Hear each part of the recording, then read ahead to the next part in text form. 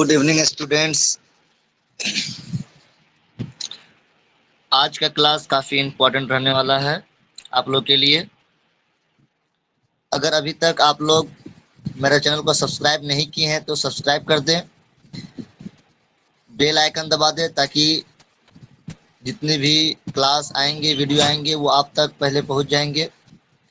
और वीडियो अच्छा लगे और आपके लिए हेल्पफुल रहे तो लाइक करना ना भूलें। तो चलिए क्लास स्टार्ट करते हैं। ये क्लास 11 का ईवीएस क्लास है जिसमें यूनिट 3 पर्यावरण एवं वैश्विक समस्याएं यानी environmental pollution and global issues को पढ़ेंगे हम लोग, है ना। ये यूनिट 3 है। प्रश्न नंबर 1 है कि प्रदूषण की परिभाषा लिखो। प्रदूषण यानी क्या है, ठीक है। तो इसका उत्तर होगा कि भूमि, जल एवं वायुमंडल में वैश्य अनुसूचित परिवर्तन जो मनुष्य तथा अन्य प्राणियों के लिए हानिकारक हो उसे प्रदूषण कहते हैं। मतलब जो हमें दिखाई देता है, मिट्टी, जल या वायु, इसमें किसी भी प्रकार का रासायनिक परिवर्तन या कोई भी हानिकारक चीजें इनमें आके शामिल होकर इनका बिहेवियर यानी इसका फिजिकल या केमिकल में चेंजिंग कर दे और जिससे मनुष्य को हानिकारक प्रभाव पड़ता है उसे ही प्रदूषण कहते हैं हम लोग, ठीक है। क्वेश्चन नंबर 2 है कि प्रदूषक क्या है। प्रदूषक क्या है यानी पॉल्यूटेंट क्या है।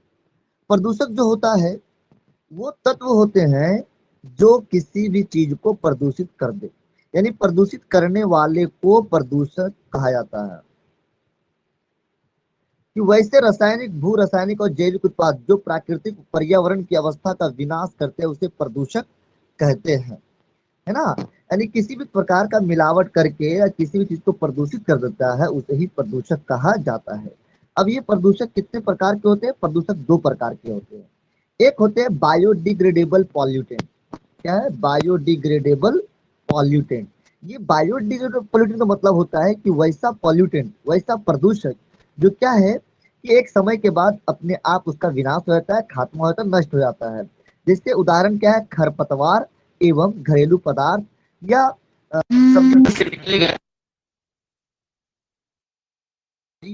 पत्ती इत्यादि जो होते हैं वो आएंगे बायोडिग्रेडेबल पॉल्यूटेंट के अंदर। इसका जो है प्रदूषक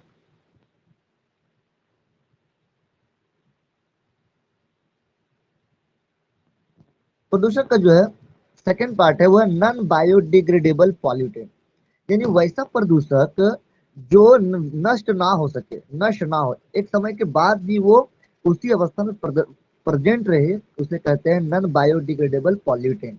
इसका उदाहरण आएगा पॉलीथीन, प्लास्टिक और डीडीटी, ठीक है।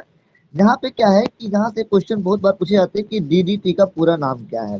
तो डीडीटी का पूरा नाम होता है डाइक्लोरो डाइफिनाइल ट्राइक्लोरो इथेन के नाम से जाना जाता है, ठीक है। प्रश्न नंबर 3 देखते हैं। प्रश्न नंबर 3 बोला गया है कि प्रदूषण के प्रकार, यानी प्रदूषण कितने प्रकार के होते हैं। तो यहाँ पे हम लोग देखते हैं कि प्रदूषण जो होते हैं वो वायु प्रदूषण होते हैं, यानी कि एयर पॉल्यूशन, जल प्रदूषण, वाटर पॉल्यूशन, मिट्टी प्रदूषण, ध्वनि प्रदूषण। एक और होते हैं जिसे कहते हैं radiation pollution.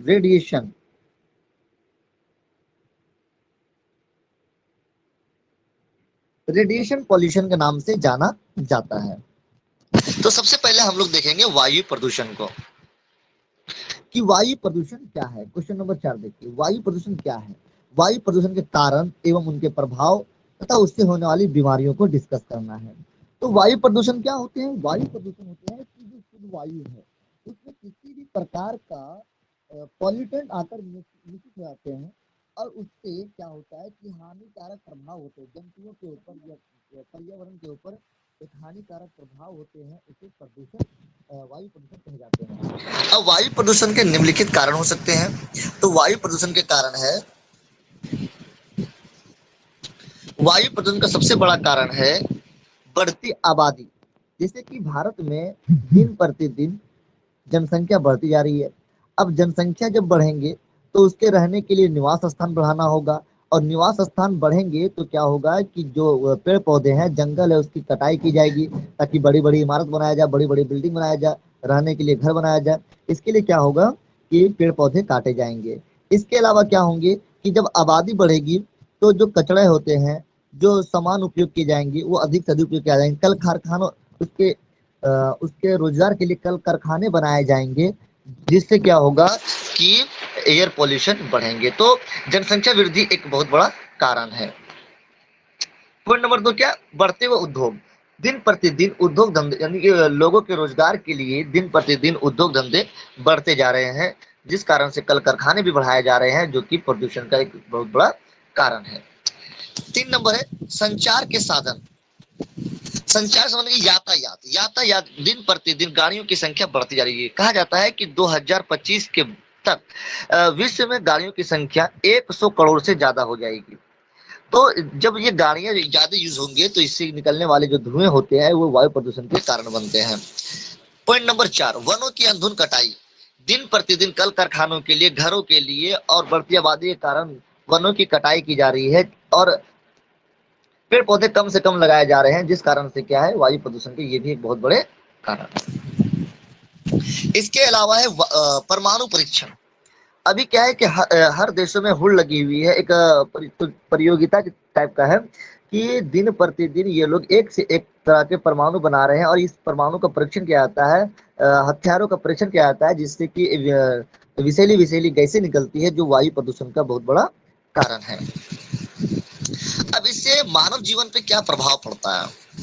Number 1, carbon monoxide मनुष्य के रक्त के हीमोग्लोबिन अणुओं से ऑक्सीजन की तुलना में 200 गुना अधिक तेजी से संयुक्त हो जाती है एवं जहरीला पदार्थ कार्बोक्सी हीमोग्लोबिन बनाती है, जिस कारण ऑक्सीजन में की वायु में पर्याप्त मात्रा में रहने पर भी श्वसन अवरोधी यानी दम घुटने लगता है। क्योंकि अगर मान लीजिए जो हवा है उसमें अधिक मात्रा में कार्बन मोनोऑक्साइड अगर मिश्रित हो जाती है और ये कार्बन मोनोऑक्साइड क्या करता है कि जो हम लोग का हीमोग्लोबिन होता है उसमें बहुत जल्दी से घुल जाता है। अब ये अगर अधिक मात्रा में घुलेंगे कार्बन मोनोऑक्साइड तो क्या होगा, ऑक्सीजन की मात्रा कम पहुंचेगी।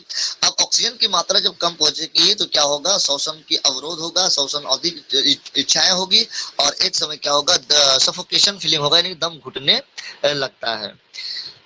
पॉइंट नंबर 2 है ओजोन की अलपता होने पर गोरी चमड़ी के लोगों में चर्म कैंसर होने की आशंका व्यक्त है। यानी कि जब एयर पोल्यूशन ज्यादा होगा तो ओजोन गैस जो है, ओजोन लेयर जो है उसमें किसी प्रकार का अभाव होगा और जिससे क्या होगा, जो गोरे लोग जो है, जो गोरे गोरे लोग हैं उसके माने स्किन कैंसर होने की संभावनाएं अधिक हो जाएगी। अगला पॉइंट है कि सल्फर डाइऑक्साइड से मिश्रित नगरीय धूम कोहरे के कारण मनुष्य के शरीर में श्वसन प्रणाली अवरुद्ध हो जाती है, जिस कारण से लोगों की मृत्यु हो जाती है। पॉइंट नंबर 4, सल्फर डाइऑक्साइड के प्रदूषण द्वारा आंख, गले एवं फेफड़े का रोग भी होता है। पॉइंट नंबर 5, अम्ल वर्षा का भी कारण बहुत बड़ा कारण है। जब क्या होता है कि जब जो हम लोग मनुष्य जो निवास कर रहे हैं उसके द्वारा प्रयोग किया गया नाइट्रोजन, नाइट्रस ऑक्साइड, इसके अलावा सल्फर डाइऑक्साइड है, ये क्या करता है कि एयर के माध्यम से ऊपर जाकर रिएक्शन करके अम्ल का निर्माण करता है, जैसे H2SO4 और HNO3 का निर्माण करके जब वो वर्षा के साथ जमीन पर आता है तो उससे क्या होता है, हानिकारक प्रभाव पड़ता है, वातावरण पे प्रभाव पड़ता है और मनुष्य के ऊपर भी प्रभाव पड़ता है। इसी तरह से कई इसके कारण हैं जो आप लोग को अच्छे से याद होना चाहिए। उसके बाद देखेंगे कि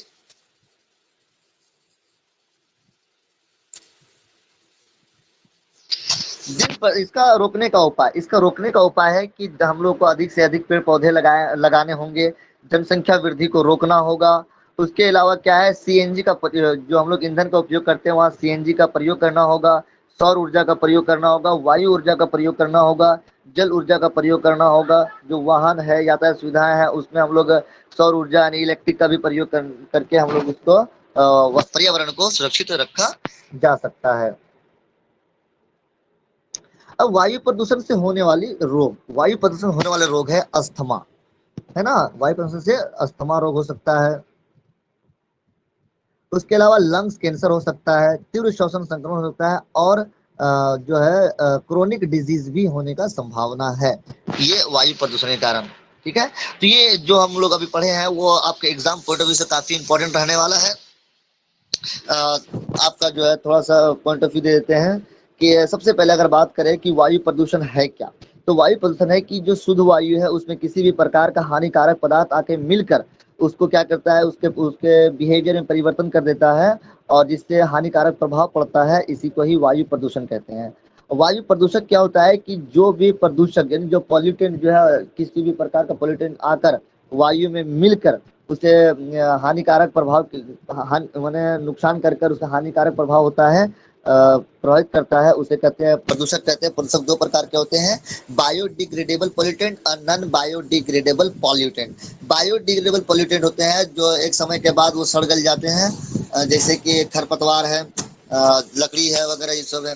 उसके बाद क्या है कि नॉन बायोडिग्रेडेबल पॉल्यूटेंट वे पॉल्यूटेंट होते हैं जो मैंने एक समय के बाद भी वे नष्ट नहीं होते, जैसे पॉलीथीन और प्लास्टिक है, डीडीटी है, ये कभी नष्ट नहीं होते, जिस कारण से क्या है कि इसे नॉन बायोडिग्रेडेबल पॉल्यूटेंट कहा जाता है। तो उसके बाद देखेंगे वायु प्रदूषण के कारण क्या है। वायु प्रदूषण जो होते हैं उसके निम्नलिखित कारण है, जैसे जनसंख्या में वृद्धि होना, पौधे की कटाई होना, या जनसाधनों की बढ़ना, गाड़ियों का बढ़ना, उद्योग धंधे बढ़ने, कल कारखाने बढ़ने, ये सब बहुत बड़ा कारण है वायु प्रदूषण के। वायु प्रदूषण से बचने का उपाय है कि हम लोग सीएनजी का प्रयोग करें, ईंधन की जगह पे सोलर ऊर्जा का प्रयोग करें, साथ ही साथ जल ऊर्जा, पवन ऊर्जा का प्रयोग, अधिक से अधिक पेड़ पौधे लगाएं। ये बचने का वायु प्रदूषण को रोकने का उपाय है। और इससे होने वाली जो बीमारियां हैं वो अस्थमा है, लंग्स कैंसर है, तीव्र श्वसन संक्रमण है और क्रोनिक डिजीज है। ठीक है, अगर आपको ये चैनल अच्छा लगा हो, ये क्लास अच्छा लगा हो, तो चैनल को लाइक करें, सब्सक्राइब करें, शेयर करें और बेल आइकन दबा दें ताकि जितने भी क्लास आए आप इसका लाभ उठा सकें।